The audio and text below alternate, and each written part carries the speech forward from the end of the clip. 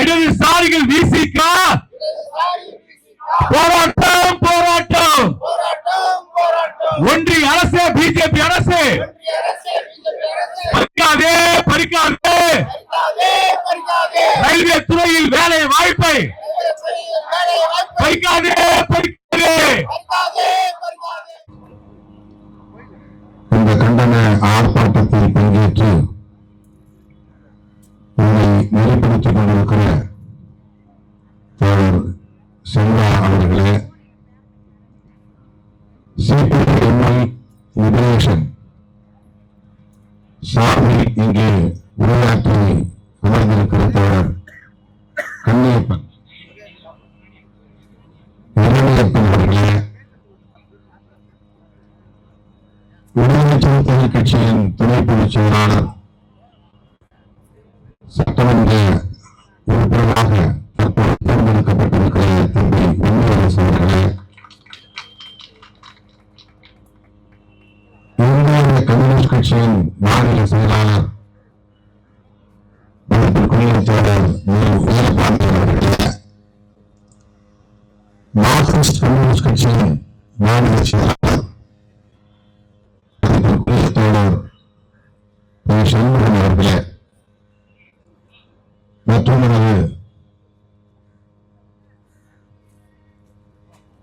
கட்சிகளை சார்ந்த மாவட்ட பொறுப்பாளர்களே, மாநில பொறுப்பாளர்களே, முன்னணி பொறுப்பாளர்களே, திரளாக கூடியிருக்கிற என் உயிரின் உருவான விடுதலை சிறுத்தைகளே, உங்கள் அனைவருக்கும் என்னுடைய விரிவான வணக்கத்தை தெரிவித்துக் கொள்கிறேன். தமிழ்நாடு மட்டுமில்லாமல் ஒட்டுமொத்த இந்தியாவே தேர்தல் முடிவுகள் குறித்து தீவிரமாக விவாதித்துக் கொண்டிருக்கிறார்கள். ஒவ்வொருவரையும் பரபரப்பாக பேசப்பட்டு வருகிற விவாதிக்கப்பட்டு வருகிற இந்த சூழலில் அடுத்து என்ன நிகழும் என்கிற எதிர்பார்ப்போடு எல்லோரும் காத்திருக்கிற சூழலில் நாம் இங்கே மக்கள் பிரச்சனைகளுக்காக போராட ஒன்று கூடியிருக்கிறோம். தேர்தல் முடிவுகள் வருவதற்கு முன்பே இந்த எரிவாயு விலை உயர்வை கண்டித்து ரயில்வே துறையில் காலி செய்திருக்கிற பணியிடங்களை பாதுகாக்க வேண்டும் என்பது குறித்து இந்த ஆர்ப்பாட்டத்தை நடத்த வேண்டும் என்று முடிவு செய்து அறிக்கையை வெளியிட்டோம். இன்றைக்கு தமிழ்நாடு முழுவதும் மாவட்ட தலைநகரங்களில் இந்த ஆர்ப்பாட்டங்கள் நடந்தேறி உள்ளன. சென்னையில் இப்போது நடைபெற்றுக் கொண்டிருக்கிறது.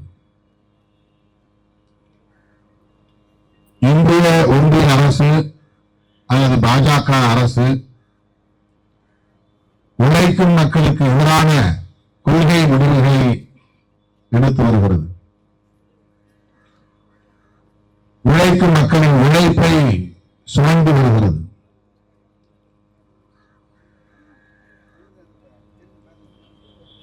அந்த வரிசையிலே இன்றைக்கு எரிவாயு கேஸ் சிலிண்டர் விலை உயர்வு எளிய மக்களை வெகுவாக பாதிக்க செய்கிற சூழலில் அதனால் ஏற்படுகிற பாதிப்புகளால் வேலைவாய்ப்பின்மை அதிகரித்திருக்கிற சூழலில் இதனை கண்டிப்பதற்காக நாம் இங்கே கூடியிருக்கிறோம். நம்முடைய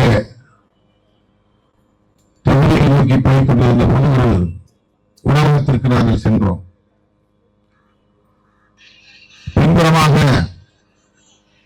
உணவகத்திற்கு பின்புறமாக கழிப்பறைக்கு செல்கிற போது வெளியே பெரிய பெரிய ஸ்டவ் அடுப்பை வைத்து விறகு கட்டையை வைத்து எரித்துக் கொண்டிருந்தார்கள்.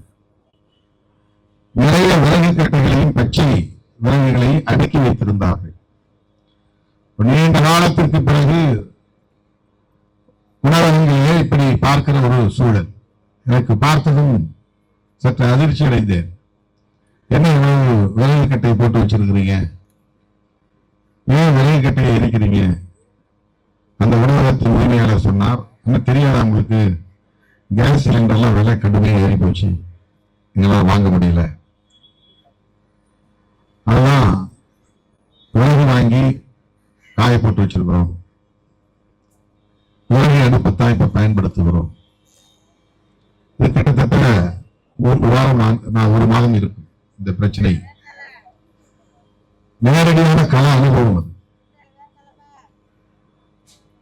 ஏழைகளை என்பவர்களை நிறைய ஓட்டல்களை விறகு அடுப்புகளைத்தான் பார்க்க முடியும். நான் ஏழுமலை சென்னைக்கு வந்த காலத்தில் சாதாரணமான ஹோட்டலுக்கு சாப்பிட போனால் புகை சுற்றிக் கொள்ளும். அந்த உணவு முழுக்க ஒரே புகையா இருக்கும்.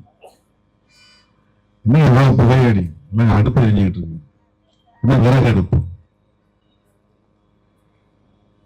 அந்த அனுபவம் இருந்ததனால் அந்த விறகு கட்டைகளை பார்த்த உடனே எனக்கு சட்டென்று ஒரு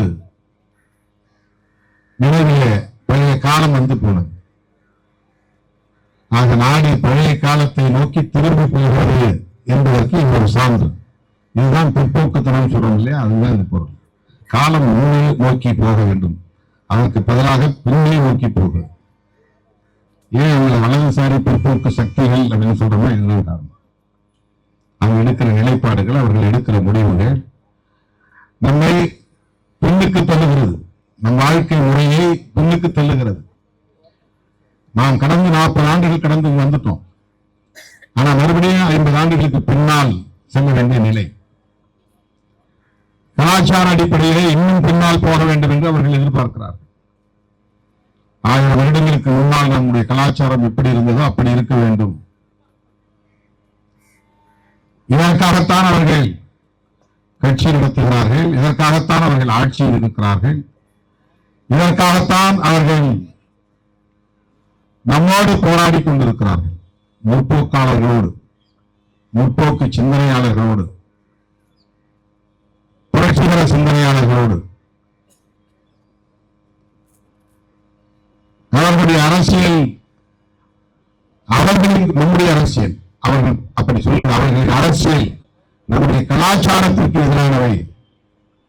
கம்யூனிஸ்டுகளின் அரசியல், அம்பேத்கரியவாதிகளின் அரசியல், பெரியாரியவாதிகளின் அரசியல். இன்றைக்கு வல்லரசுகளாக இருக்கிற அமெரிக்கா, சைனா போன்ற நாடுகள் உலகத்தின் எந்த தேசத்திலும் எந்த தடையும் இன்றி தொழில் தொடங்குவதற்கு, வணிகம் செய்வதற்கு ஏற்ப கொள்கையை வரையறுத்துக் கொண்டார்கள். காட் ஒப்பந்தத்தின்படி அதுதான் உலகமயமாதல், தாராளமயமாதல், தனியார்மயமாதல். இதனை தொடக்க காலத்தில் நாம் 90களிலே கடுமையாக எதிர்த்தோம், முடியவில்லை, இன்னும் பேசிக்கொண்டே இருக்கிறோம். அடிப்படையில்தான் அரசு துறைகள் எல்லாம், பொதுத்துறைகள் எல்லாம் தனியாருக்கு தாரை வார்த்துக் கொண்டே இருக்கிறார்கள், எல்லாவற்றையும் தனியார்மயமாக்கிக் கொண்டே இருக்கிறார்கள். இது உலகளாவிய அளவில் நாடுகளுக்கு இடையிலே நடந்திருக்கிற ஒப்பந்தத்தின் அடிப்படையில் நடைமுறைப்படுத்தி வருகிற ஒரு செயல் திட்டம். அரசாங்கம் எதையும் பொறுப்படுத்திக் கொள்ளக்கூடாது, அரசாங்கம் செலவு செய்யக்கூடிய துறைகளை நடத்தக்கூடாது, எல்லாவற்றையும் தனியாருக்கு ஒப்படைத்து விட வேண்டும். இது இந்த ஒப்பந்தத்திலே மிக முக்கியமான ஒரு அம்சம், முக்கியமான ஒரு கூறு. அந்த கொள்கைகளின் அடிப்படையில் தான் டெல்லியிலே உருவாகிற அரசு, எந்த அரசாக இருந்தாலும், காங்கிரஸ் அரசாக இருந்தாலும், பாஜக அரசாக இருந்தாலும், அந்த அடிப்படையில் தான் பொருளாதார கொள்கைகளை வரையறுக்கிறார்கள், செயல் திட்டங்களை தீட்டுகிறார்கள். ஒவ்வொரு பொதுத்துறையையும் மெல்ல மெல்ல தனியார் மயமாக்கிக் கொண்டே வருகிறார்கள். ஒரு துறையை நேரடியாக மொத்தமாக தனியாரிடம் ஒப்படைத்தால் மக்களிடத்திலே கடும் எதிர்ப்பு வரும் என்பதனால் அவருடைய பங்குகளை கொஞ்சம் கொஞ்சமாக விற்பது தனியாருக்கு. மொத்தமாக நாங்கள் கொடுக்கவில்லை, கொஞ்சம் தான் தனியாருக்கு ஒப்படைக்கிறோம். இப்படி தனியார்மயமாதலை மெல்ல மெல்ல அதிகரித்து இன்றைக்கு விமான நிலையங்கள் எல்லாம் அரசின் கட்டுப்பாட்டில் கிடையாது. அதானி அம்பானி போன்றவர்களின் கட்டுப்பாட்டுக்குள்ளே போய் கொண்டிருக்கிறது. துறைமுகங்கள் எல்லாம் அரசின் கட்டுப்பாட்டில் இருந்து மெல்ல நழுவிக் கொண்டே இருக்கிறது. தனியார் துறைமுகங்களை கட்டுவதற்கு, நிர்வாகம் செய்வதற்கு சட்டம் இடம் கொடுக்கிறது. உலகத்தில் எந்த நாடும் அவனுடைய வணிகத்தை, அதாவது வியாபாரத்தை, அவனுடைய தொழிலை அவன் இருக்கிற இடத்திலிருந்தே செய்ய முடியும். அமெரிக்காக்காரன் இந்தியாவுக்கு வந்து இடம் பிடிச்சு ஒரு தொழிலை தொடங்க வேண்டும் என்று இல்லை. அவன் கையில் ஒரு டெக்னிக்கல் நோய் இருந்தா போதும், ஒரு ஃபார்முலா இருந்தா போதும், பேட்டன் ரைட் இருந்தா போதும். அங்கே இருந்து கொண்டு இங்கே அந்த தொழிலை அவனால் நடத்த முடியும், முதலீடு செய்ய முடியும். அவனுடைய ஆலை எங்கே இருக்கிறது என்று கூட அவனுக்கு தெரியாது. ஆனால் அவனுக்கு ஷேர் போய்கொண்டே இருக்கும், லாபம் அவனுக்கு போய்கொண்டே இருக்கும். யார் இங்கே நிலத்தை கையகப்படுத்துகிறார்கள், யார் இங்கே நிறுவனத்தை கட்டமைக்கிறார்கள், யார் இங்கே உற்பத்தியை செய்கிறார்கள், யார் தொழிலாளர்களாக இருக்கிறார்கள், யாரை வேலைக்கு நியமனம் செய்திருக்கிறார்கள், எதுவும் உங்களுக்கு தெரியாது. நீங்க கேள்விப்பட்டிருப்பீர்கள் அவுட் சோர்சிங். அவுட் சோர்சிங் என்ற வார்த்தை இன்றைக்கு பரவலாக எல்லோருடையும் புழக்கத்தில் இருக்கும். அரசாங்கம் எதையும் செய்ய வேண்டியதில்லை, வெளியில கொடுத்து செஞ்சு வாங்கி. உங்களுக்கு சாஃப்ட்வேர் வேணுமா, அதுக்குமே தனியார் கம்பெனிகிட்ட கொடுத்து அவன் ஆர்டர் பண்ண அவன் செஞ்சு கொடுப்பான். உனக்கு உற்பத்தி பணியன் வேணுமா, பணியன் வேலை ஆள்கிட்ட கொடுத்து செஞ்சுக்கோ, நீ செய்யாத. பேப்பர் வேணுமா, வெளியில ஆளை கொடுத்து ஆர்டர் பண்ணி வாங்கிக்கோ. வேலைக்கு ஆள் வேணுமா, கான்ட்ராக்டர் ஒப்படைச்சிடும். அவனோட கான்ட்ராக்டர் மட்டும் ஒப்பந்தம் வச்சுக்கோ. இந்த கான்ட்ராக்டர் ஒப்படைச்சிட்டேன், தொழிலாளர்களை தேர்வு செய்ய வேண்டிய பொறுப்பு உனக்கு. அவனோடு இருக்கிற டீலிங் உனக்கும் அவனுக்கும் தான், நிறுவனத்துக்கு கிடையாது. வேலையில வச்சுக்கிறதும், வேலையிலிருந்து நீக்கிறதும், அவனுக்கு சம்பளம் கொடுக்கறதும் கொடுக்காததும், அந்த சம்பளத்தை உயர்த்துறதும் உயர்த்தாததும் அதனுடைய பொறுப்பு. இப்படி நியூ ரெக்ரூட்மெண்டே பண்ணக்கூடாது, புதிய வேலை வாய்ப்பை உருவாக்கக்கூடாது, புதிதாக வேலைக்கு ஆள் எடுக்கக்கூடாது, ஆட்களை குறைக்க வேண்டும். தொழிலாளர்களை ஒப்பந்ததாரர்களின் மூலம் பயன்படுத்திக் கொள்ள வேண்டும். அமெரிக்காவில் இருக்கிற அத்தனை பேருக்கும் டி ஷர்ட் வேண்டும், ஆனால் டி ஷர்ட் ஆலையை அங்கே உருவாக்கக்கூடாது. அது எது தேர்ட் வேர்ல்டு கண்ட்ரிஸ், மூன்றாம் உலக நாடு எதுவும் வளர்ச்சி அடையாமல் வளர்ச்சிக்காக போராடி கொண்டிருக்கிற நாடுகள் எங்கே உள்ளனவோ அங்கே அவனுக்கான ஆலையை நிர்மாணிப்பது. அங்கே நிலத்தை கையகப்படுத்தணும், அங்கே தொழிலாளர்களை நியமனம் செய்யணும், தண்ணீரை பயன்படுத்தணும், ரா மெட்டீரியல்ஸ் நிறைய அவனுக்கு தேவைப்படும். அது எல்லாமே தேவையில்லை, எல்லாம் திருப்பூர் விஷயம். கழிவுகள் எல்லாம் திருப்பூர் ஆற்றில, தமிழ்நாட்டு ஆற்றிலே கலந்து விடு. காற்றை தமிழ்நாட்டிலேயே மாசுபடுத்திக்கொள், அமெரிக்காவிலே மாசுபடுத்தக்கூடாது. தண்ணீரை நெஞ்சாக்க கூடாது, காற்றை நெஞ்சாக்க கூடாது. ஆனால் அவனுக்கு ஆடை வேண்டும், ரெடிமேட் டிரெஸஸ் வேணும், ஆயத்த ஆடைகள் வேண்டும். இப்படித்தான் எல்லா உற்பத்திகளையும் செய்கிறார்கள். இவற்றையெல்லாம் செய்வதற்கு ஏற்ப அவர்கள் உருவாக்கி கொண்ட ஒரு கோட்பாடுதான் உலகமயமாதல், தாராளமயமாதல், தனியார் மயமாதல். வேலை வாய்ப்பின்மை என்பது திட்டமிட்டு உருவாக்கப்படுகிறது. அரசு துறைகள் இருந்தால் தானே நீ இடஒதுக்கீடு கேட்பாய், பொதுத்துறைகள் இருந்தால் தானே இடஒதுக்கீடு கேட்பாய். அரசு துறை இல்லை, பொதுத்துறை இல்லை, தனியார் துறையில் உன்னால் போய் கேட்க முடியாது. தனியார் துறைகளில் இடஒதுக்கீடு இல்லை. தனியார் துறைகளில் போய் நீ சமூக நீதியை பற்றி பேச முடியாது. ஒரு காலத்தை பின்னால் போராட்டமாக வெடிக்கலாம், புரட்சியாக வெடிக்கலாம். ஆனால் இப்போதைய சூழலில் கொஞ்சம் அரசு துறை, பொதுத்துறை, பெரும்பான்மை தனியார் துறை, 85 விழுக்காடு தனியார் துறை, 15 விழுக்காடு தான் மாநில அரசு துறை, மத்திய அரசு துறை, பொதுத்துறை, பப்ளிக் செக்டார்ஸ். அவற்றின் சதவீத அளவை மெல்ல மெல்ல குறைத்துக் கொண்டு வருகிறார்கள். ஏற்கனவே வேலை செய்து கொண்டிருப்பவர்களை வெளியேற்றுகிறார்கள். ஆட்குறைப்பு செய்வது. VRS கொடுக்கணும், வாய்ப்பு உருவாக்கி தரான். நீ வாலண்டரி ரிட்டையர்மெண்ட் கொடுத்துட்டு போ. நீ போறனா CRS பண்ணலாம், கம்பல்சரி ரிட்டையர்மெண்ட். நீ வெளியே போ, அவனுக்கு சம்பளத்தை, கிராஜுவிட்டி என்னென்ன இருக்கோ எல்லாம் கொடுத்து வெளியே அனுப்புவோம். தொழிலாளராகவோ அல்லது அலுவலராக வைத்திருந்தால் நீ சம்பள உயர்வு கேட்பாய். வருஷம் தோறும் சம்பளத்தை உயர்த்தி போராட்டம் நடத்துவாய். போனஸ் கேட்பாய். ஒவ்வொரு ஆண்டிலும் தீபாவளி போனஸ் கேட்ப, பொங்கல் போனஸ் கேட்ப, லாபத்தில் வரக்கூடிய பங்கு கேட்பாய். அதையெல்லாம் டீல் பண்ண முடியாது. ஆகவே அதை செய்ய முடியாது. ஆட்குறைப்பு, புதிதாக வேலையை எடுப்பதற்கு தடை,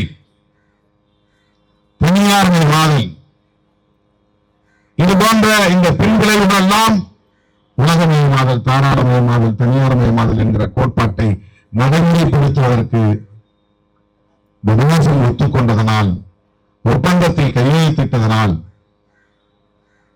பின்விளைவுகளாக நிகழ்ந்து கொண்டிருக்கின்றன. Effects, side effects.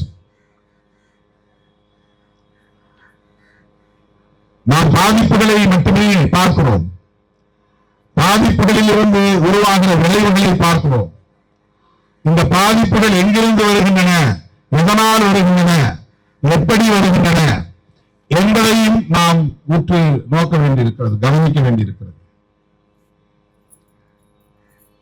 அந்த அடிப்படையில் தான் நாம் ஆட்சியாளர்களை, ஆட்சி நிர்வாகத்தை கண்டிக்கிறோம், விமர்சிக்கிறோம். ஏதோ தனிப்பட்ட முறையில் பிஜேபி மேல இருக்கிற விருப்பம் இல்லை. எல்லாவற்றையும் கார்பரேட் மயமாக்குதல். ஒரு காலத்தில் நம்ம உள்ளூர் சந்தை இருந்தது. உள்ளூர் சந்தைனா அந்த ஊர்ல உற்பத்தி ஆகக்கூடிய காய்கறிகள் சந்தைக்கு வரும். வாரத்தில் ஒரு நாள் 2 நாள் நடக்கும். மாட்டு சந்தை நடக்கும், காய்கறி சந்தை நடக்கும். திருவிழா காலத்தில் எல்லா பொருள்களும் பெறக்கூடிய வகையில் ஒரு சந்தை நடக்கும். இவையெல்லாம் உள்ளூர் மக்களுக்கான தேவையை பொறுத்து உள்ளூரிலேயே உற்பத்தி ஆகிற பொருட்கள். இப்போ உள்ளூர் சந்தைகளையே பார்க்க முடியாது, அங்கொன்றும் இங்கொன்றும் தான். இப்போ எல்லா உற்பத்திகளும் கார்பரேட்டுகளுக்காகத்தான், உலக சந்தைக்காகத்தான். நீ அரிசி உற்பத்தி செய்வதாக இருந்தாலும் நமக்காக இல்லை, கோதுமை உற்பத்தி செய்வதாக இருந்தாலும் அது உலக சந்தைக்காகத்தான், ஆடைகள் உற்பத்தி செய்வதாக இருந்தாலும் அது உலக சந்தைக்காகத்தான், சர்வதேச சந்தைக்காகத்தான். எல்லாவற்றையும் மெகா உற்பத்தி, இந்திரமயமாக்கி ஆள வச்சு வேலை செய்ய வேண்டாம். கருத்தை போட்டால் நூலாயிரம், நூல் வந்து ஆடையாகிவிடும். அதை மடித்து பார்சல் செய்து அனுப்பிவிட முடியும். இதெல்லாம் ஒரு சில வாரங்களில் முடிந்துவிடும். இப்படி எந்திரமயமாக்குதல், இதன் மூலம் புதிதாக ஆள் சேர்க்கிற ஆள் எடுக்காமல் தடுப்பது, தவிர்ப்பது, குறைப்பது. படித்தவர்கள் ஒவ்வொருவரும் நூற்றுக்கணக்கானவர்கள், ஆயிரக்கணக்கானவர்கள் வேலை இல்லை. வேலை வாய்ப்பு நாளுக்கு நாள் பெருகிக் கொண்டே போகிறது. நீங்க எல்லாம் படிச்சுட்டா விவசாய உற்பத்தியில் யார் ஈடுபடுவது, உடல் உழைப்பில் யார் ஈடுபடுவது, உற்பத்தியில் யார் ஈடுபடுவது, தேவை கூட்டுவது யார், கழிப்பறையை சுத்தம் செய்வது யார்? இந்த கேள்வியை எழுப்புகிறவன் இன்றைக்கு இந்திய மண்ணில் சனாதன சங்கிகளாக இருக்கிறார்கள். அவன் பட்டம் பெற்று அயல் நாடுகளுக்கு செல்ல வேண்டும், சொந்தா வாழ்க்கையை வாழ வேண்டும். இங்கே அவன் வாங்கி போடுகிற வீடுகள், அந்த வீடுகளை பராமரிப்பதற்கு தொழிலாளர்கள் தேவை. இங்கே இருக்கிறவருடைய பெற்றோரை கவனிப்பதற்கு பராமரிப்பதற்கு ஆட்கள் தேவை. படித்தால் அந்த வேலைகளை செய்ய மாட்டார்கள். சங்கிகள் கார்ப்பரேட் மயமாதலை ஒரு புறம் செய்கிற அதே நிலையில் சனாதன மயமாதலையும் செய்கிறார்கள். அதனால்தான் நாம் சங் பரிவார்களை மக்களிடத்திலே அம்பலப்படுத்துகிறோம். வேறொன்றும் தனிப்பட்ட வெறுப்பு கிடையாது. இவரிடத்திலே கூடுதலான ஒரு தீங்கு சமூகத்தை சமாதானமயப்படுத்துதல், தேசத்தை, ஆட்சி நிர்வாகத்தை, பொருளாதார உற்பத்தியை, விநியோகத்தை கார்ப்பரேட் மயமாக்குதல். ஒரே காலத்தில் சமகாலத்தில் கார்ப்பரேட் மயமாதலும் சனாதனமயமாதலும் சங் பரிவார்களால் நிகழ்த்தப்படுகின்றன. சமூக நீதியை மெல்ல மெல்ல சிதைக்க வேண்டும். அந்த குரல் ஓங்கி ஒழிக்கக்கூடாது. உயர் அதிகாரம் உள்ள பதவிகளில் எளிய மக்கள், எளிமைநிலை மக்கள் என்று அமர்ந்து விடக்கூடாது. இவற்றையெல்லாம் கட்டுப்படுத்த வேண்டும், குறைக்க வேண்டும் என்கிற திட்டங்களோடு, செயல் திட்டங்களோடு கொள்கைகளை வரையறுக்கிறார்கள், நம் மீது திணிக்கிறார்கள். ரயில்வே துறையில் 30,000 வேலைகளை பறிக்க வேண்டும். 2% வேலையை சரண்டர் பண்ண, ரீடிஸ்ட்ரிபியூஷன் பண்ண, அது நேஷனலைசேஷன் அப்படிங்கிறான். அது ஒரு சுற்றறிக்கையாக வெளியிடுகிறான். அந்த சுற்றறிக்கையின் மூலம் 30,000 பேருக்கான வேலை, அதாவது போஸ்ட் கிரியேட் பண்ற போஸ்ட், இந்த பணி இடங்கள்னு பேர். இந்த போஸ்டே இல்ல அப்படின்னா 30,000 பேருக்கு வேலை வாய்ப்பு இல்லை. புதுசா யாரும் ஆள் இருக்க வேண்டிய தேவையில்லை. போஸ்ட் இருந்தா அதை ஃபில்அப் பண்ணி போராட்டம் நடத்துவேன். இடம் காலியா இருக்கு, ஃபில்அப் பண்ணு.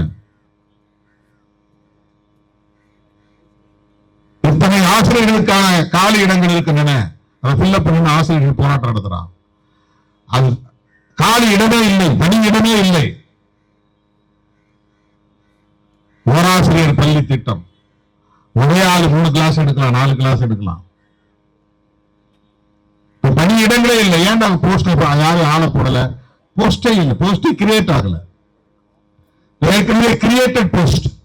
இந்த இவ்வளவு பேர் ஆள் தேவை, இந்த துறைகள்ல இந்த வேலைகளை செய்ய இத்தனை பணியிடங்கள் தேவை, நம்ம கிரியேட் பண்ணி வச்சிருந்ததை குறைக்க சொல்றான், அதை கேன்சல் பண்ண சொல்றான், அதை இல்லாமலாக்க சொல்றான், அதை பறிக்கிறான்.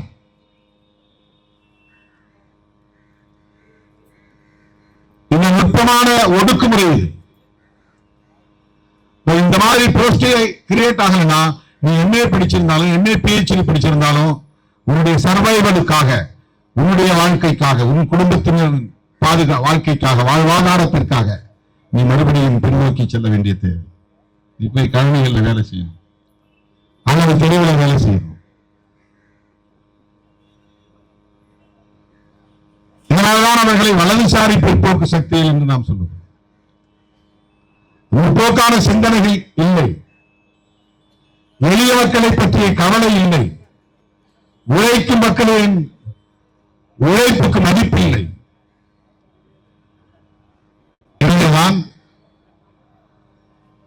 பொய் சொல்லி அவர்கள் ஆட்சிக்கு வந்த நிலையிலும் ஒவ்வொருவருடைய வங்கிக் கணக்கில் 15 லட்சம் ரூபாய் போடுவேன் என்று சொன்ன மோடியால் போட முடியவில்லை. போடுவது அவருடைய நோக்கம் இல்லை, இது ஒரு கவர்ச்சி முழக்கம். ஆண்டுக்கு 1 கோடி பேருக்கு வேலை வாய்ப்பு. இதுவரையில் அவர் வாய் திறக்கவில்லை. 12ஆம் ஆண்டிலே அவர் பிரதமராக இப்போது பணியாற்றிக் கொண்டிருக்கிறார். 12 வருஷமா பிரதமராக இருக்கிறார். ஆண்டுக்கு 1 கோடி பேருக்கு வேலை. ஆனால் லட்சக்கணக்கானவருடைய வேலைகளை பறித்திருக்கிறது மோடி அரசு. இருந்த பணியிடங்களையும் பறித்திருக்கிறது மோடி அரசு.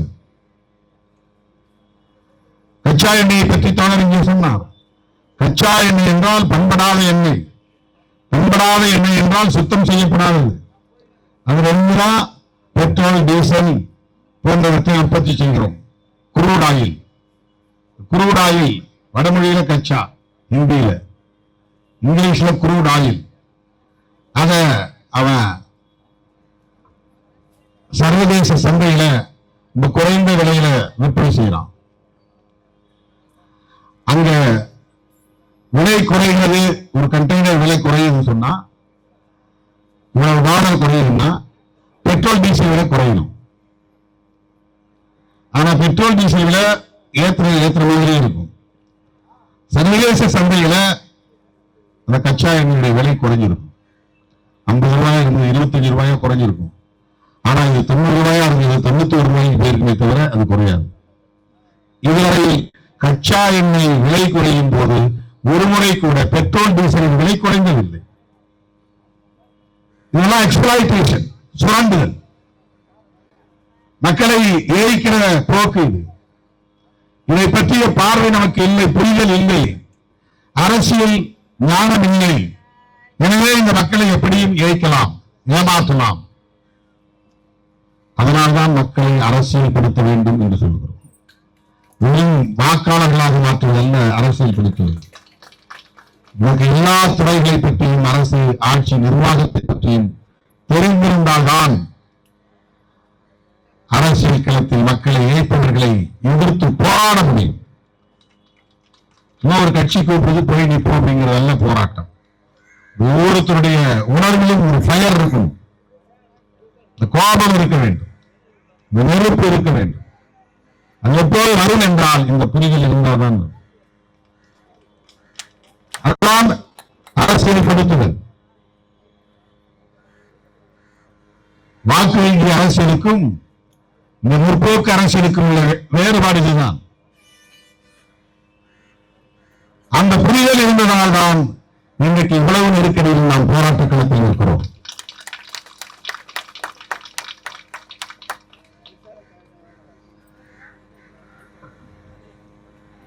இடதுசாரிகளும் திருமாவளவனும் என்ன முடிவெடுக்கப் போகிறார்கள்? நாடே காத்திருக்கிறது. இந்த பரபரப்பு ஒரு பக்கம். மக்கள் இந்த கட்டளையை இடதுசாரிகளுக்கு வழங்கியிருக்கிறார்கள், சிறுத்தைகளுக்கு வழங்கியிருக்கிறார்கள்.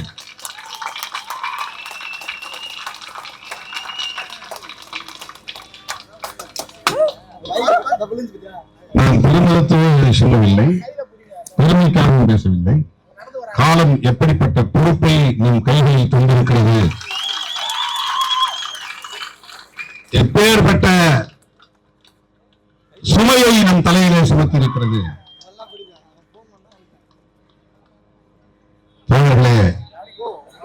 பல பேரும் பல விதமா ஆசை காட்டுறாங்க, அது கிடைக்கும் இது கிடைக்கும், அங்கே போனால் வாழலாமா இங்கே போனால் அள்ளலாமா என்று கருதக்கூடியவர்கள் அல்ல சிறுத்தைகளும் இடதுசாரிகளும்.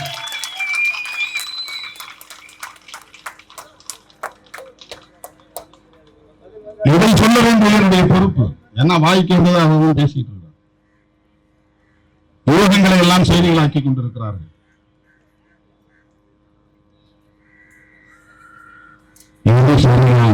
எதை செய்ய வேண்டுமோ அதை செய்ய வேண்டும் என்ற அந்த பொறுப்புணர்வோடு தான் நான் இடதுசாரிகளோடு இணைந்து முடிவெடுக்கிறேன் என்று சொல்லியிருக்கிறேன்.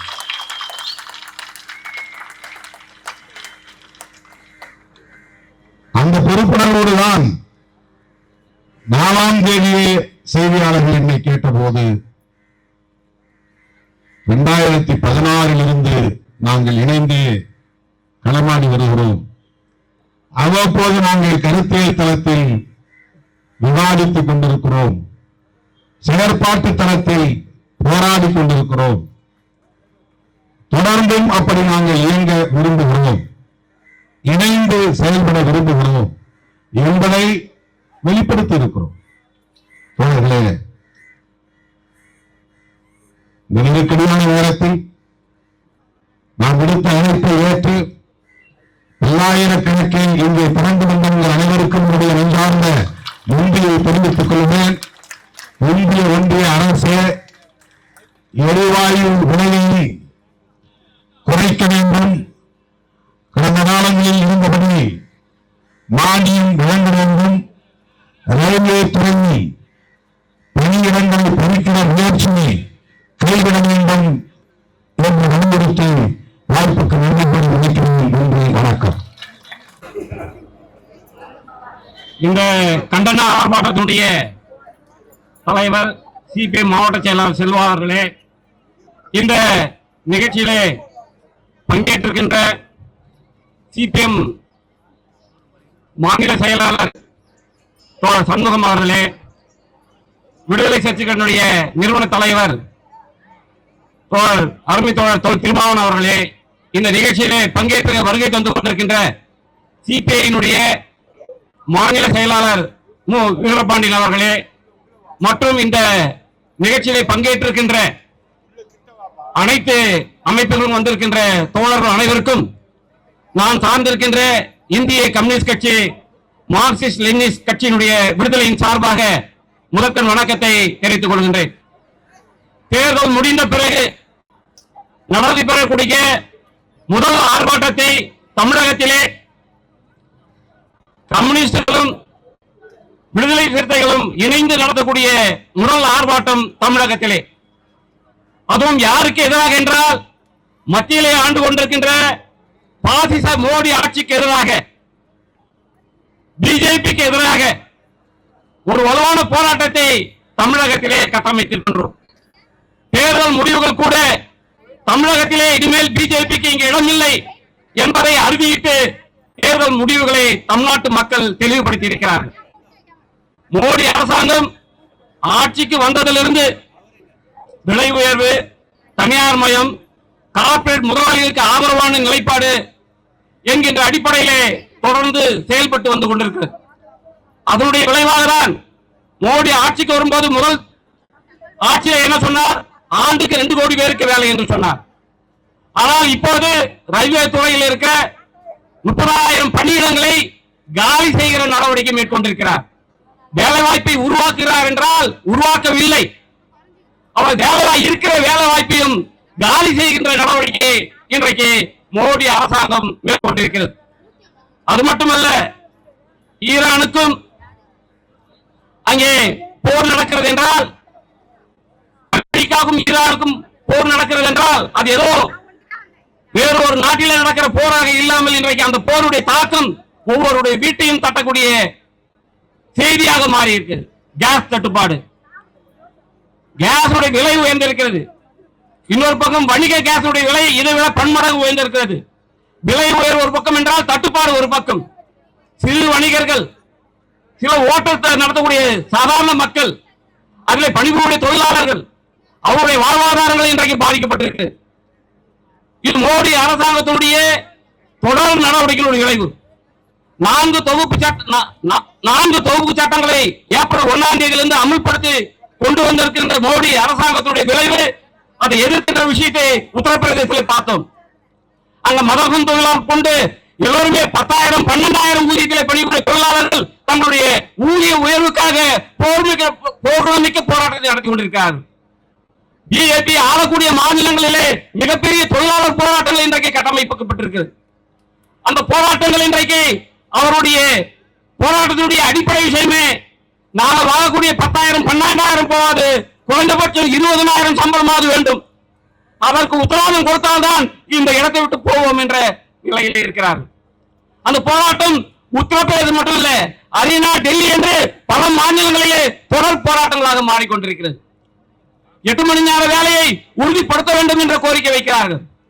8 மணி நேரத்துக்கு வேலை செய்தால் எங்களுக்கு மிக நேர பணி ஊதியம் தர வேண்டும் என்ற கோரிக்கை வைக்கிறார்கள். நாட்டிலே நிரந்தர வேலை வாய்ப்பு என்பது அடிப்படை கோரிக்கையாக மாறுகிறது. அதைவிட செய்கிற வேலைக்கு ஊதியம் என்பது கௌரவமான ஊதியமாக இருக்க வேண்டும் என்கின்ற கோரிக்கை முன்வந்து கொண்டிருக்கிறது. அது மட்டுமல்ல, 8 மணி நேர வேலைக்காக இன்றைக்கு மே தினத்தை கொண்டாடி கொண்டிருக்கிறோம். இப்போதும் 8 மணி நேர வேலைக்காக நாம் போராடி கொண்டிருக்க வேண்டிய விஷயம் இருக்கிறது. தமிழக அரசியல் சூழலை பார்க்கின்ற போது தேர்தல் முடிவுக்கு பிறகு இன்றைக்கு ஒரு ஆட்சியை பெரும்பான்மை வாக்குகளை பெற்று வந்திருக்கிற ஒரு கட்சிக்கு இன்றைக்கு கவர்னர் தடையாக இருக்கிறார். அது எந்த விதத்தில் நியாயமாக இருக்க முடியும்? கவர்னர் தடை போடுவதற்கு என்ன அதிகாரம் இருக்கிறது? பெரும்பான்மை இருக்கிறதா இல்லையா என்பதை சட்டமன்றத்திலே அவர்கள் கூட்டுகின்ற போது அதற்குரிய அவகாசத்தை வழங்கி கவர்னர் முடிவெடுக்க வேண்டும். ஆனால் கவர்னர் யாருடைய ஏஜென்டாக இருக்கிறார்? பிஜேபியினுடைய ஏஜென்டாக கவர்னர் தமிழ்நாட்டிலே ஏற்கனவே RN ரவி இருந்தார். இப்போது வந்திருக்கிற இந்த கவர்னர் அதே நிலைப்பாட்டோடு, பிஜேபியினுடைய நிலைப்பாட்டோடு, ஒரு ஜனநாயக முறையில் தேர்ந்து வாக்களித்த மக்களுடைய உணர்வுகளை பின்னுக்கு தருகின்ற வகையிலே பதவியேற்கப்படாமல் தடுக்கின்ற ஒரு நடவடிக்கை இன்றைக்கு பிஜேபியுடைய ஆளுங்கட்சி கவர்னர் மூலமாக தமிழ்நாட்டிலே நுழைய பார்க்கிறது. ஆனால் ஒன்றை சொல்லுகின்றோம், இன்றைக்கு தமிழகத்திலே ஒரு அரசியல் மாற்றம் ஏற்பட்டிருக்கிறது என்றால் மாற்றம் ஏற்பட்டிருக்கு. அதோடைய விளைவு, அதோடைய நோக்கி போற விஷயங்கள் ஒரு பக்கம் இருக்கிறது. ஆனால் அந்த விஜய் யாருடைய ஆதரவை கேட்டிருக்கிறார்? மதச்சார்பற்ற கூட்டணி கட்சிகளே இருக்கக்கூடிய கட்சிகளுக்கு தான் ஆதரவு கடிதம் கொடுத்திருக்கார். அவர் அதிமுகவுக்கோ வேறு வேறு கட்சிகளுக்கோ அந்த கூட்டணி கட்சிகளுக்கோ ஆதரவு கேட்டு கடிதம் கொடுக்கவில்லை. நாம் அதை பற்றி யோசிக்க போகிறோம், முடிவெடுக்க போகிறோம் என்பதெல்லாம் ஒரு பக்கம் இருந்தாலும் கூட ஒரு ஜனநாயக படுகொலை கவர்னர் ஆட்சியிலே இன்றைக்கு தமிழ்நாட்டில் நடக்கிறது என்றால் அதை தடுத்து நிறுத்த வேண்டிய கடமை மார்க்சிஸ்ட் லெனினிஸ்ட் கட்சிக்கு, சிபிஐ கட்சிக்கு, சிபிஎம் கட்சிக்கு, விடுதலை சிறுத்தைகள் கட்சிக்கு, தமிழ்நாட்டிலே இந்த 4 கட்சிகள் தான் மாற்றணியாக வர வேண்டும், முன்னே வர வேண்டும். போராட்டத்திலும் முன்னே நிற்போம், தேர்தலிலும் முன்னே நிற்போம் என்று கூறி விடைபெறுகிறேன். நன்றி, வணக்கம்.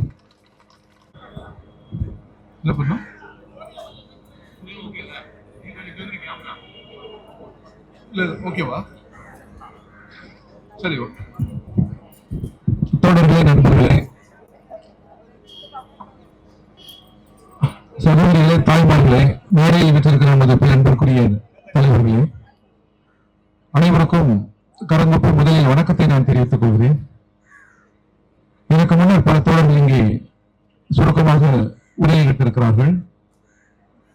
எனக்கு பிறகு நமது கோரிக்கைகளை வலியுறுத்தி கண்டன உரை நிகழ்த்துவதற்காக மார்க்சிஸ்ட் கம்யூனிஸ்ட் கட்சியுடைய மாநில செயலாளர் தோழர் சண்முகம் அவர்களும், விடுதலை சிறுத்தை கட்சியினுடைய தலைவர் தோழர் தொல் திருமா அவர்களும் உரை நிகழ்த்திருக்கிறார்கள். நான் சுருக்கமாக கண்டன உரையை நிகழ்த்த விரும்புகிறேன். தோழர்களே, நண்பர்களே, இன்றைக்கு தமிழ்நாடு முழுவதும் நமது 4 கட்சிகளின் அறைகளுக்கு இணங்க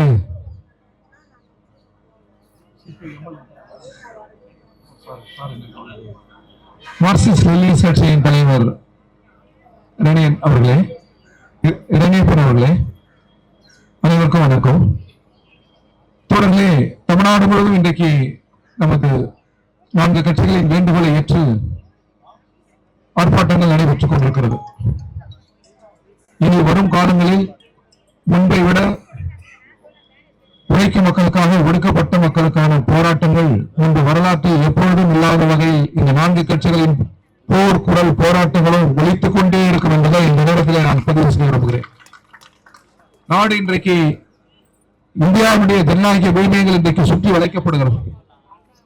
அதற்கு நாட்டின் பிரதமரே தலைமை தாங்குகிறார், உள்துறை அமைச்சர் தலைமை தாங்குகிறார். தமிழ்நாட்டினுடைய ஆளுநர் துவங்கி கேரளாவில் இடதுசாரிகள் ஆட்சியில் இருந்த போது இருந்த ஆளுநர், பிஜேபி ஆட்சிக்கு எதிரான கருத்தியல் கொண்ட மாநிலங்களின் ஆளுநர்கள் அனைவருமே ஜனநாயக விழுமியங்களை சுற்றி வளைக்கிறார்கள், நெரிக்கிறார்கள். இந்திய நாடாளுமன்ற விழுமியங்களும் ஜனநாயகம் என்பது சாதாரணமானதல்ல. அது நமது முன்னோர்கள் நமக்கு அளித்தது. வரலாற்று வழியில் நீண்ட நெடுங்காலமாக நமக்கு அளித்திருக்கிறார்கள். எனவேதான் உலகத்தில் எந்த நாட்டிலும் நிலவாத பல கட்சி ஆட்சி முறை நிலவுகிறது, சட்டத்தின் ஆட்சி முறை நிலவுகிறது. எனவே இந்த விழுமியங்களை குறிபார்த்து அதன் குரலொலியை நெரிப்பதற்கு நாட்டின் பிரதமரே தலைமை தாங்குகிறார். பெரும் கடமை நமக்கு இருக்கிறது. அவர்களை எதிர்கொள்ள வேண்டிய கருத்தியலாக அவர்களை எதிர்கொள்ள வேண்டிய ஒரு கடமையும், உழைக்கிற மக்களை அணிதிரட்டி போராட வேண்டிய கடமையும் நமக்கு இருக்கிறது. தேவைப்பட்டால் நாடாளுமன்றத்தில், சட்டமன்றத்தில் நாம் குரல் கொடுப்போம். அதைவிட அதிகமாக மக்கள் கூடுகிற தெருக்களில் இறங்கி ஒரு சமாதான போராட்டத்தை நாம் முன்னெப்போதும் இல்லாத வகையில் கட்டமைப்போம். நண்பர்களே, இன்றைக்கு பெட்ரோல் டீசல் விலை உயரும் என்ற காரணம், குரூட் ஆயில், கருப்பு தங்கம் என்று சொல்லப்படுகிற அந்த கச்சா எண்ணெய் இருக்கிறதல்வா, அது தனியார் வாங்க முடியாது. ஒபேக் சட்டம் அது. நான் அதானி அம்பானி உலகத்தின் பெரிய பணக்காரன், எனக்கு 1 லிட்டர் அந்த கருப்பு தங்கத்தை கொடுங்கள் என்றால் சட்டம் இடந்தராது தரமாட்டார். உலகத்தின் மிகப்பெரிய பணக்காரர்கள் சென்று எங்களுக்கு அந்த குருடாயை கொடுங்கள், கருப்பு தங்கத்தை கொடுங்கள் என்றால் தருவதற்கு உபயோகிக்க சட்டம் இல்லை. உலகத்தில் எந்த நாட்டிலும் சட்டம் இல்லை. ஆனால் நாடுதான் வாங்கும். இந்தியாவுக்கு தருவார். நாடு வாங்கி அதை தனியாருக்கு தருகிறது. தனியார் விலை நிர்ணயம் செய்கிறார். இதைதான் நாம் சொல்கிறோம், நாடு வாங்கி நாடு தீர்மானிக்க வேண்டும் விலையை. ஆனால் இதை பற்றி பேசுவதற்கு நாடாளுமன்றத்தில் நமது குரல் போதுமான குரலாக இல்லை. எனவேதான் நாடாளுமன்றத்தில் இந்த அமர்ந்திருக்கிற இந்த இடதுசாரிகளின் குரல் எண்ணிக்கை அதிகரிக்க வேண்டும் என்று நாம் விரும்புகிறோம். நண்பர்களே, தோழர்களே, இன்றைக்கு உலகத்தில் பல நாடுகளில் வெனிசுலாவில் எண்ணெய் அதிகமாக இருக்கிறது. எனவே அந்த நாட்டை கைப்பற்றி விட்டது அமெரிக்க ஏகாதிபத்தியம். அடுத்து ரஷ்யாவில் கைப்பற்ற முடியவில்லை. அரபு நாடுகளில் பல நாடுகளில் அமெரிக்கா கைப்பற்றிவிட்டது. ஈரான் தொன்று தொட்ட நட்பு நாடு. அங்கிருந்தான் நமக்கு தங்கு தடையில்லாமல் கேஸ் எரிவாயு வருகிறது, எண்ணெய் வருகிறது. அந்த நாட்டின் அதிபரை கொன்று விட்டார். அதை கூட இந்தியாவுடைய பிரதமரால் கண்டிக்க முடியவில்லை. அங்கே அமெரிக்கா உள்ளே நுழைந்து அவர்கள் தொடுத்த யுத்தம், அவர்கள் செய்த படுகொலைதான் இன்றைக்கு உலகம் முழுவதும் இந்த விலையேற்றத்திற்கு காரணம். இது அமெரிக்கா. ஆனால் உலகத்தின் மிகப்பெரிய ஜனநாயக நாட்டினுடைய தலைவர் அதை கண்டிக்கவில்லை. நாட்டின் நாடாளுமன்ற பார்வையாளர் மாடத்திலிருந்து அதை பார்த்துக் கொண்டிருந்தார். எனவேதான் இந்த விலையேற்றத்திற்கு முதல் காரணம் அமெரிக்க ஏகாதிபத்தியம். அதை கண்டிக்காமல் அதற்கான எந்த முயற்சியும் எடுக்காமல் இருந்த ஒன்றிய அரசு இரண்டாவது காரணம். அரபு நாடுகள் முழுவதுமே நமது நட்பு நாடுகள். இன்று இருந்துவிட்டார் அல்லவா கொமேனி. அவர் இதே டெல்லியில் அவர் ஒரு ஒப்பந்தத்தை முன்மொழிந்தார். கேஸ் எரிவாயுவை ஈரானிலிருந்து இந்தியாவுக்கு பைப் வழியாக, கடல் வழி பைப் வழியாக நீங்கள் எடுத்துக் கொள்ளுங்கள். இந்த திட்டத்தில் சீனா முன்கை எடுக்கிறது. இந்த திட்டத்தால் சீனா பலனடையும், பாகிஸ்தான் பலனடையும், இந்தியா பலனடையும். மணிசங்கர் ஐயர் தான் அன்றைக்கு அந்த துறையின் அமைச்சர். அவர்தான் அதை முன்னெடுத்தார். அந்த திட்டம் இன்றைக்கு வந்திருந்தால் சென்னைக்கு இதே கடல் வழியில் துறைமுகத்தில் இங்கிருந்தே நாம் அதை எடுத்துக் கொள்ளலாம். ஈரானில் இருக்கிற எண்ணெய் இங்கே எடுக்கலாம், ஈரானில் இருக்கிற கேஸை இங்கே எடுக்கலாம். இந்த ஒப்பந்தத்தை போடுவது மட்டுமல்ல, அதற்கான நிதி உதவியை கூட நான் தருகிறேன். சலுகைகள் காட்ட தயார் இந்தியாவுக்கு. இந்தியாவில் அவ்வளவு மக்கள் தொகை இருக்கிறது, அவ்வளவு பெரிய ஜனநாயக நாடு, அதற்கு நான் தயாராக இருக்கிறேன் என்று சொன்னவர் கொமேனி. இல்லை இல்லை, அந்த பைப் லைன் வெடித்துவிடும், பாலைவனத்தில் வெடித்துவிடும், கடலில் வெடித்துவிடும் என்று சொல்லி அமெரிக்கா அதுக்கு முட்டுக்கட்டை போட்டது. சீனா எவ்வளவு போராடி பார்த்தது, பாகிஸ்தான் எவ்வளவு போராடி பார்த்தது, அமெரிக்கா தடுத்தது. அதனுடைய விளைவு இன்றைக்கு அந்த கொமேனி உனக்கு கடனும் தருகிறேன், எரிவாயு கேஸ் எரிவாயு தருகிறேன், எண்ணெயை தருகிறேன், அந்த திட்டத்திற்கு நான் உனக்கு துணை புரிகிறேன் என்று இந்தியா வந்து சொன்ன போது அதை ஏற்ற அன்றைக்கு இருந்த மணிசங்கர் ஐயரை பதவியிலிருந்து நீக்குவதற்கும் அமெரிக்கா தலையிட்டது. அந்த பெரிய எண்ணெய் மிக்க ஒரு நாட்டின் அதிபரை கொள்ளுவதற்கும் அமெரிக்கா துணை நின்றது. இதை எதையுமே கருத்தில் கொண்டதில்லை நாட்டின் பிரதமர். எனவேதான் இந்த விலை உயர்வு. அதே போன்று வேலையில்லா திண்டாட்டம். ரயில்வே துறையில் ஆயிரக்கணக்கானவர்களை பணியிலிருந்து நீக்குகிறார்கள். இன்னும் ஆட்கள் தேவைப்படுகிறது. வேலையில்லா திண்டாட்டத்தை நீக்குவதற்கு இந்தியாவில் இடதுசாரிகள் தொடர்ந்து வலியுறுத்துவது பெரிய பெரிய தொழிற்சாலைகள் மட்டுமல்ல, அதனால் மட்டுமே வேலையில்லா திண்டாட்டம் குறைந்து விடாது. கார்ப்பரேட் நிறுவனங்களை ஒரு கட்டுக்குள் நிறுத்தி தன்னியல்பில் சுயசார்பு என்று சொல்கிறார்கள். அந்த தன்னியல்பில் கடல் சார்ந்த தொழில், மலை சார்ந்த தொழில், காடு சார்ந்த தொழில், இந்த தொழிலுக்கு முன்னுரிமை அளிக்காமல் வேலையில்லா திண்டாட்டத்தை முடிவுக்கு கொண்டு வர முடியாது என்று இடதுசாரிகள் தொடர்ந்து வலியுறுத்துகிறோம். இங்கு அமர்ந்திருக்கிற இந்த மேடையில் அமர்ந்திருக்கிற இடதுசாரி. எனவே வேலையில்லா திண்டாட்டத்தை குறைப்பது குறித்து எந்த அக்கறையும் இல்லை இந்த அரசுக்கு, ஒன்றிய அரசுக்கு. நான் முடிக்கிறேன். 1,20,00,000 மேற்பட்டவர்கள் அரபு நாடுகளில், ஆப்பிரிக்கா போன்ற நாடுகளில் புலம்பெயர்ந்து வேலையில் இருக்கிறார். யுத்த காலங்களில் கூட அவர்கள் வேலை செய்கிறார். யுத்தம் அங்கே தொடருமானால் லட்சக்கணக்கான மக்கள் தாயகம் திரும்புவார். அவ்வாறு அவர்கள் வந்துவிட்டால் அவர்கள் வாழ்வு, அவர்கள் வேலை கேள்விக்குறி. எதை பற்றியும் ஒன்றிய அரசுக்கு கவலை இல்லை. நம்முடைய மக்கள் லட்சக்கணக்கில் கோடிக்கணக்கில் புலம்பெயர்ந்திருக்கிறார். யுத்த காலங்களில் அவர்களை மீட்பது குறித்த சிந்தனை கூட ஒன்றிய அரசுக்கு இல்லை. எனவே எந்த வகையிலும் பொருந்தாத ஒரு அரசு இருக்கிறது. அந்த ஒன்றிய அரசுக்கு எதிரான கருத்தியல் போர் தொடரும். மக்களை திரட்டி அந்த அரசுக்கு எதிரான போராட்டங்கள் தொடரும். தமிழ் மண்ணில் அந்த போராட்டத்தை முன்பை விட பெருமளவில் நாம் நடத்துவோம். வருகிற காலங்கள் உழைக்கிற மக்களின் போராட்ட களமாக மாற வேண்டும். அதற்கு இந்த போராட்டம் துவக்கி வைக்கிற துவக்கமாக இருக்க வேண்டும் என்று கேட்டு விடைபெறுகிறேன். நன்றி, வணக்கம்.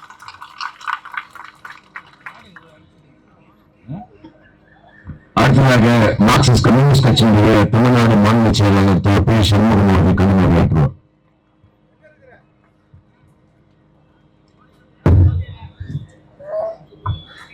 மார்க்சிஸ்ட் கம்யூனிஸ்ட் கட்சி, இந்திய கம்யூனிஸ்ட் கட்சி, இந்திய கம்யூனிஸ்ட் மார்க்சிஸ்ட் லெனினிஸ்ட் விடுதலை சிறுத்தைகள் கட்சிகளின் சார்பில் நடைபெறுகிற இந்த ஆர்ப்பாட்டத்திலே பங்கேற்றிருக்கிற விடுதலை சிறுத்தைகள் கட்சியுடைய நிறுவன தலைவர், பாராளுமன்ற உறுப்பினர் திரு மதிப்புக்குரிய தோழர் தொல் திருமாவளவன் அவர்களே, எனக்கு முன்பாக இங்கே உரையாற்றி இருக்கக்கூடிய இந்திய கம்யூனிஸ்ட் கட்சியுடைய மாநில செயலாளர் மதிப்புக்குரிய தோழர் வீரபாண்டியன் அவர்களே, இந்திய கம்யூனிஸ்ட் மார்க்சிஸ்ட் லெனினிஸ்ட் விடுதலை அமைப்பினுடைய மாநில நிலைக்குழு உறுப்பினர் அருமை தோழர் கணியப்பன் அவர்களே, திண்டிவனம் சட்டப்பேரவை உறுப்பினர் திரு மதிப்புக்குரிய தோழர் வன்னியரசு அவர்களே, இந்த போராட்டத்தை ஒருங்கிணைத்துக் கொண்டிருக்கக்கூடிய மார்க்சிஸ்ட் கம்யூனிஸ்ட் கட்சியுடைய மத்திய சென்னை மாவட்ட செயலாளர் மதிப்புக்குரிய தோழர் செல்வா அவர்களே, பெருந்தவளாக இந்த கண்டன இயக்கத்திலே கலந்து கொண்டிருக்கக்கூடிய அன்புக்குரிய தோழர்களே, தாய்மார்களே, நண்பர்களே, உங்கள் அத்தனை பேருக்கும்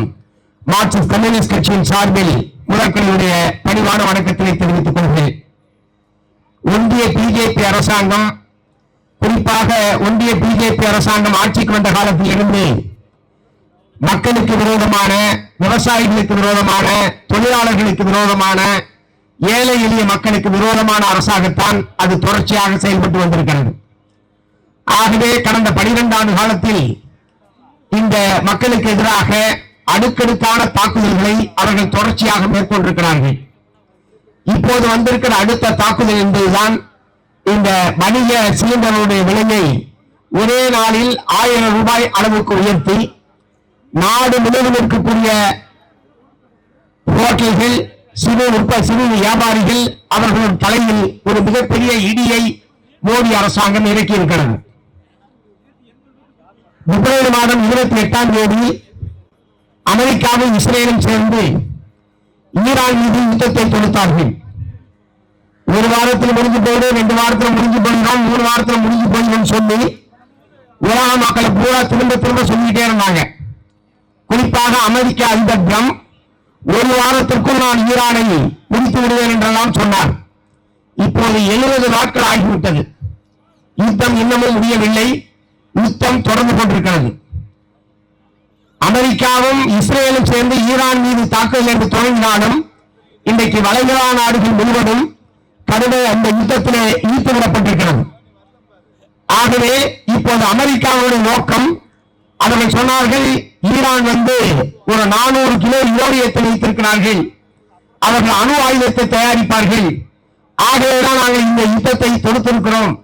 அணு ஆயுத தயாரிப்பிலிருந்து ஈரானை தடுப்பதற்காகத்தான் இந்த சண்டை என்றெல்லாம் அவர்கள் விளக்கம் கொடுத்தார்கள். ஆனால் விளக்கம் கொடுத்தவன்தான் ஏராளமான அணு ஆயுதங்கள் இருக்கிறது. இஸ்ரேலிடம்தான் அதிகமான அணு ஆயுதங்கள் இருக்கிறது.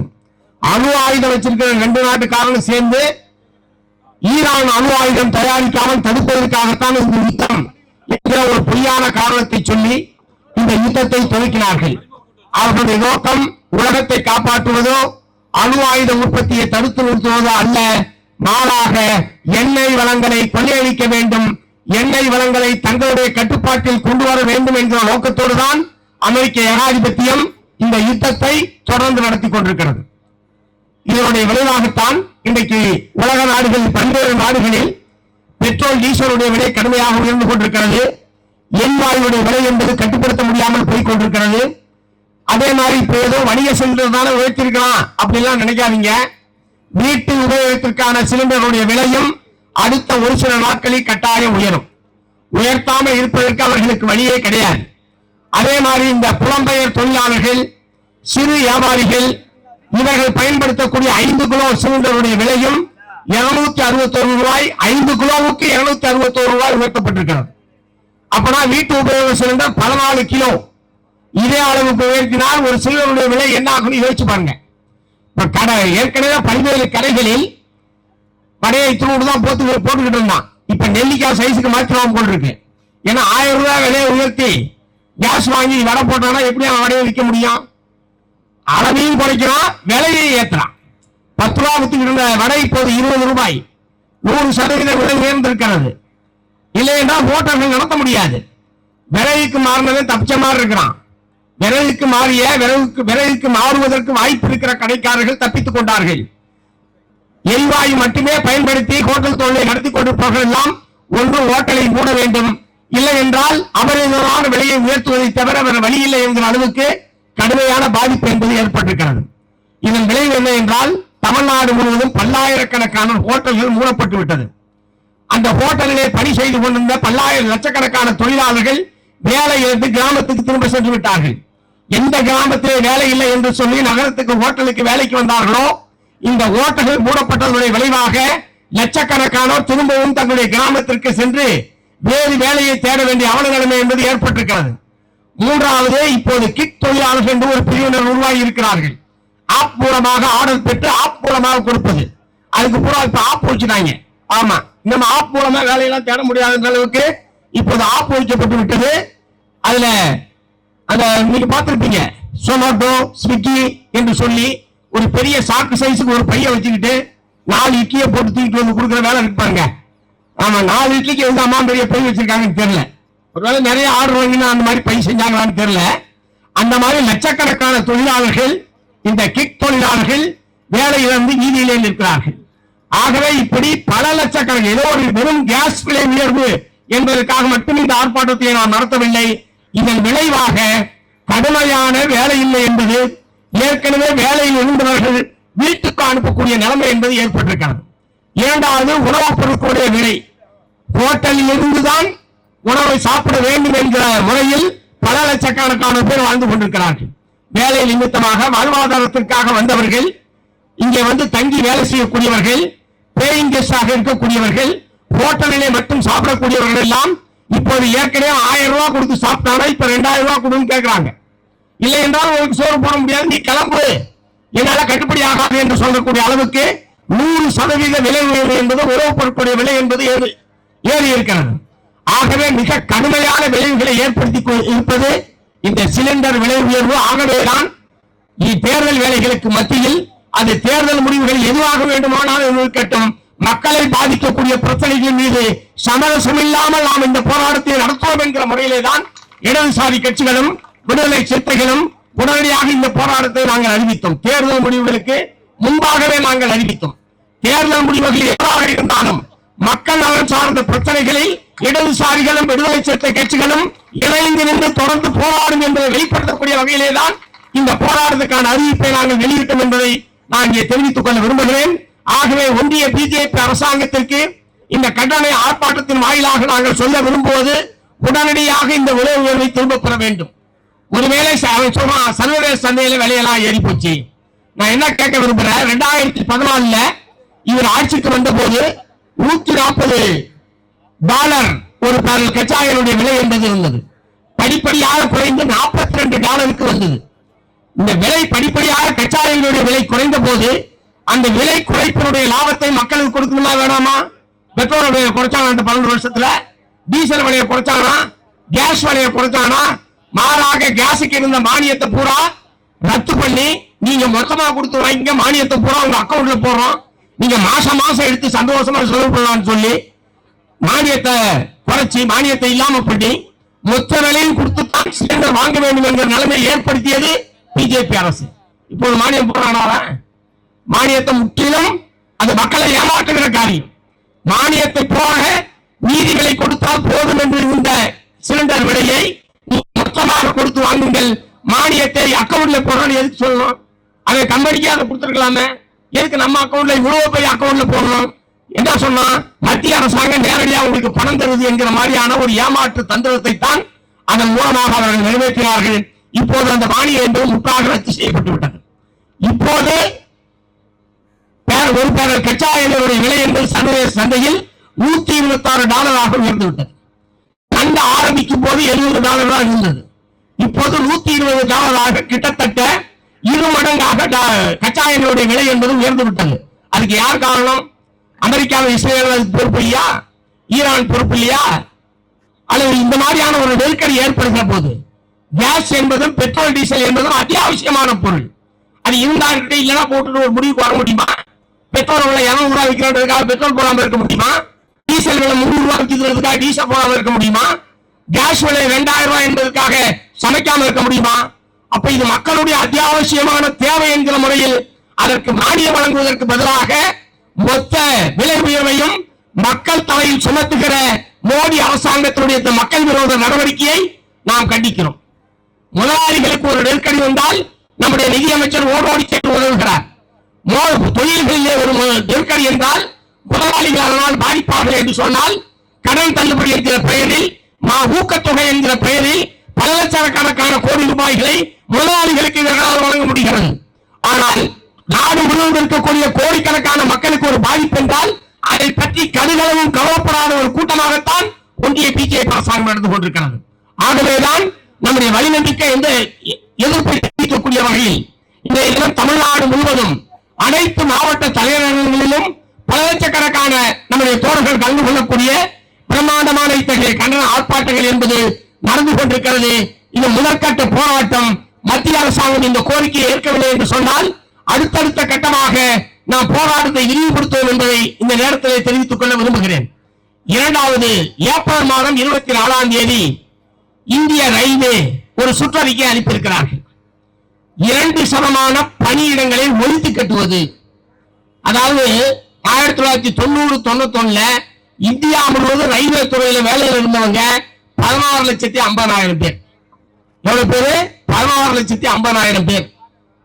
இது 24-25 கடந்த ஆண்டு 24-25 12,29,000 ஏறத்தாழ 4,4 லட்சம் பணியிடங்களை ஏற்கனவே ஒழித்து கட்டிவிட்டார்கள். 4,4 லட்சம் பணியிடங்களை மோடி அரசாங்கம் அந்த காலத்திலிருந்து மட்டும் ஒழித்து கட்டப்பட்டிருக்கிறது. இப்போது மேலும் இந்திய நாடு முழுவதும் 30,000 பணியிடங்களை காலி செய்வது என்பதுதான் ஏப்ரல் மாதம் 24 அவர்கள் வெளியிட்டிருக்கிற சுற்றறிக்கை.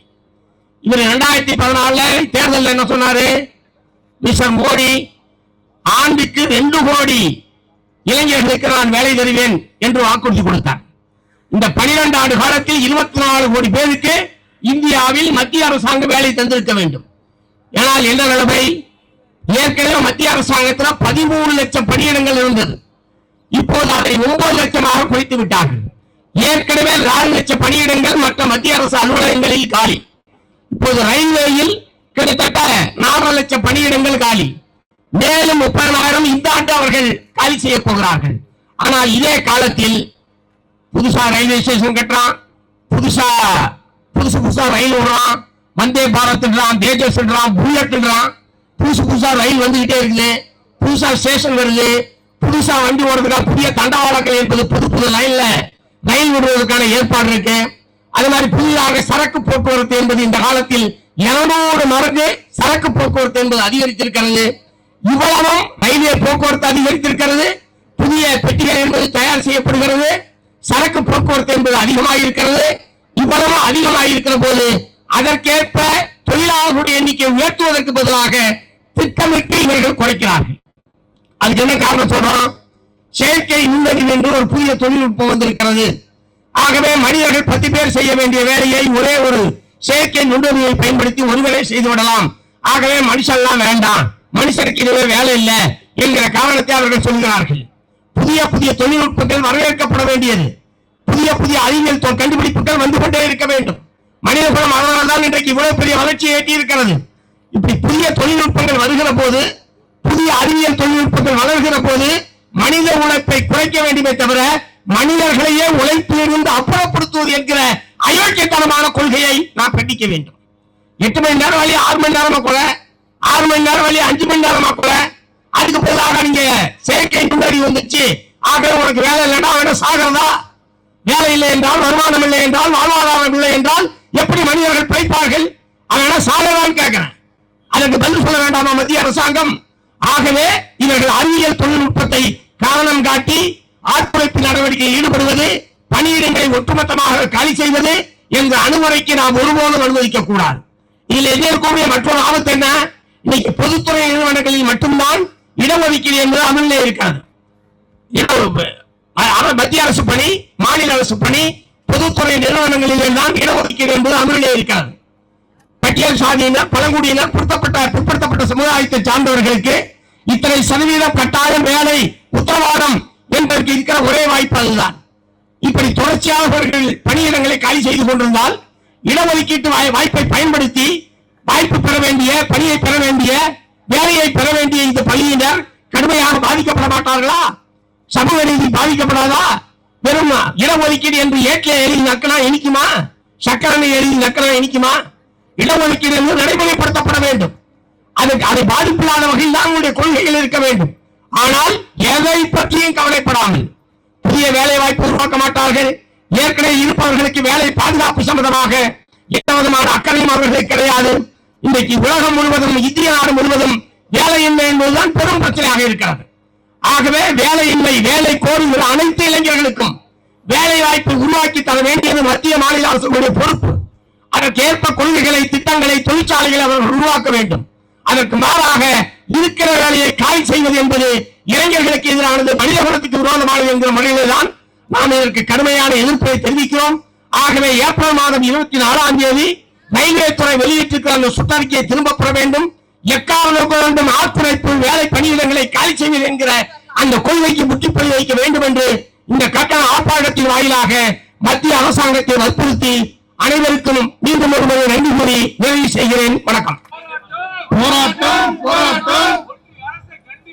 ஒன்றிய அரசை கண்டித்து விலைவாசி உயர்வை, கேஸ் விலை உயர்வினை திரும்ப பெற வலியுறுத்தி இடதுசாரிகள் வீசிக்க தமிழகம் முழுவதும் போராட்டம். ஒன்றிய அரசு, மோடி அரசு பறிக்காதே பறிக்காதே ரயில்வே துறையில் வேலை வாய்ப்பை பறிக்காதே பறிக்காதே. போராட்டம் போராட்டம். வீசிக்க இடதுசாரிகள் தமிழகம் முழுவதும் போராட்டம்.